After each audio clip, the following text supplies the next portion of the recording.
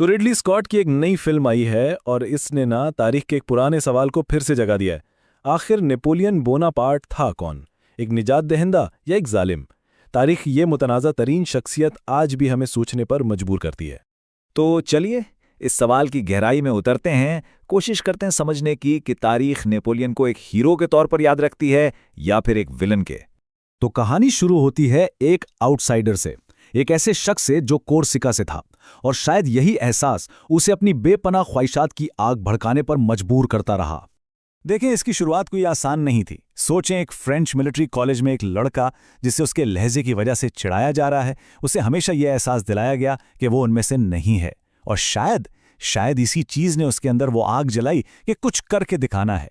1793 में सिर्फ 24 साल की उम्र में उसने तुलोन के मुहासरे में अपनी जहानत का लोहा मनवाया और सीधा ब्रिगेडियर जनरल के ओहदे तक पहुंच गया। तो क्या नेपोलियन वाकई एक हीरो था? चलिए पहले इसके हक में जो दलाइल हैं उन पर नजर डालते हैं। अब ये बात शायद थोड़ी अजीब लगे, लेकिन यूरोप के कई हिस्सों में, खास तौर पर इटली में, नेपोलियन का इस्तकबाल किसी हीरो की तरह किया गया था। उसने ऐलान किया कि वो बादशाहत की जंजीरें तोड़ने आया है, और बहुत से लोगों ने इसे ऑस्ट्रिया के जबर से आज़ादी दिलाने वाला समझा। लेकिन अगर नेपोलियन की सबसे बड़ी, सबसे मुस्तकिल लेगेसी की बात करें तो वो था उसका कानूनी कोड। और ये सिर्फ कानूनों की किताब नहीं थी, बिल्कुल नहीं। ये तो इनकलाब के जो आइडियल्स थे ना, उनका अमली नमूना था।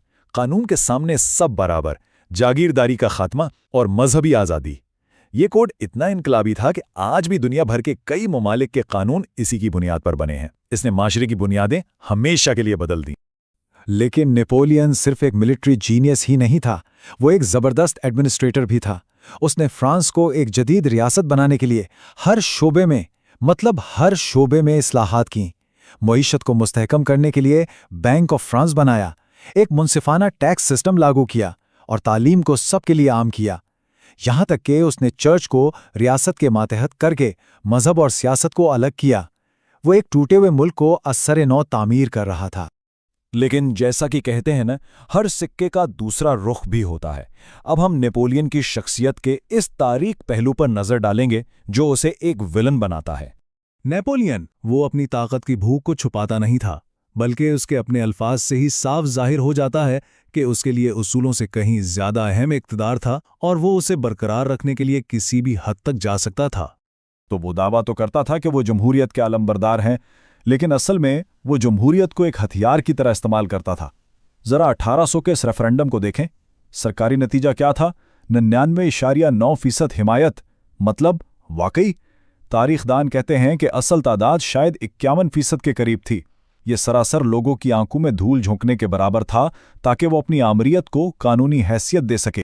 और फिर इसके काम देखें, ये तो इनकलाब की पीठ में छुरा घोंपने जैसा था। जिस इनकलाब ने बादशाहत खत्म की, उसी का नाम लेकर वो खुद शहनशाह बन बैठा। जिसने आज़ादी का नारा लगाया, उसी ने गुलामी को बहाल किया और ख़वातीन के हुकूक छीन लिए। उसने आज़ादी इजहार का गला घोंट दिया और अपने ख़ानदान को यूरोप के तख्त पर बिठा दिया। ये इनकलाब नहीं, आमीरियत थी। वो अपनी इमेज बनाने में माहिर था, एक मास्टर प्रोपेगेंडिस्ट। उसने खुद ये मशहूर पेंटिंग बनवाई जिसमें वो एक अजीम उश्शान घोड़े पर एल्प्स को फतह करता नजर आता है। ये एक नाकाबिले तस्खीर हीरो की तस्वीर है। लेकिन हकीकत क्या थी? असली मंजर क्या था? एक दूसरी पेंटिंग है जो सच दिखाती है। नेपोलियन एक खच्चर पर सवार था। ये फर्क उसके प्रोपेगेंडे की बेहतरीन मिसाल है, हकीकत को अपनी मर्जी के मुताबिक ढालना। लेकिन कहते हैं ना, जो जितनी तेजी से ऊपर जाता है उतनी ही तेजी से नीचे भी आ सकता है, और नेपोलियन की ना खत्म होने वाली भूख आखिरकार उसे ले डूबी। 1812 में रूस पर हमला, ये शायद उसकी जिंदगी की सबसे बड़ी, सबसे तबाहकुन गलती थी। वजह क्या थी? रूस ने उसके कॉन्टिनेंटल सिस्टम को मानने से इनकार कर दिया था, मतलब बर्तानिया के साथ तिजारत बंद करने से। जवाब में नेपोलियन ने तारीख की सबसे बड़ी फौजों में से एक जमा की, लेकिन रूसी सर्दी और उनकी स्कॉर्च्ड अर्थ पॉलिसी ने उसकी पूरी फौज को तबाह कर दिया। सोचें, 5 लाख में से सिर्फ 1 लाख फौजी जिंदा वापस आए। एक पूरी नस्ल तबाह हो गई। रूस की इस तबाही के बाद तो बस पूरा यूरोप उसके खिलाफ खड़ा हो गया। उसे शिकस्त हुई, जला वतन कर दिया गया। हाँ, उसने एक आखिरी कोशिश जरूर की, हिम्मत नहीं हारी, लेकिन वाटरलू की जंग में उसका ख्वाब, उसका एम्पायर, सब कुछ हमेशा के लिए खत्म हो गया। उसकी आखिरी मंजिल سینٹ ہیلینا کا ویران جزیرہ تھا جہاں وہ گمنامی میں مر گیا۔ تو اب اس ساری کہانی کے بعد ہم کہاں کھڑے ہیں؟ ایک شخص جس نے ایک طرف یورپ کو جدید بنایا اور دوسری طرف اسی کو جنگ کی آگ میں جھونک دیا۔ اس کی میراث کا فیصلہ آخر کیسے کیا جائے؟ نیپولین کی میراثت کو سمجھنا ایک ہی تصویر کے دو بالکل مختلف رخوں کو دیکھنے جیسا ہے۔ ایک طرف وہ ویژنری ہے جس نے قانون، برابری اور جدیدیت کو آگے بڑھایا، اور دوسری طرف ایک آمر ہے جس نے طاقت کے لیے آزادی کا گلا گھونٹ دیا، غلامی بحال کی اور جنگ کو اپنا ہتھیار بنایا۔ تو آخر میں سوال وہیں آ جاتا ہے، کیا وہ ایک انقلابی تھا جو وقت کے ساتھ خود ہی ظالم بن گیا، یا پھر اس افراتفری کے دور میں ترقی کے لیے ایک آمر کا ہونا ضروری تھا؟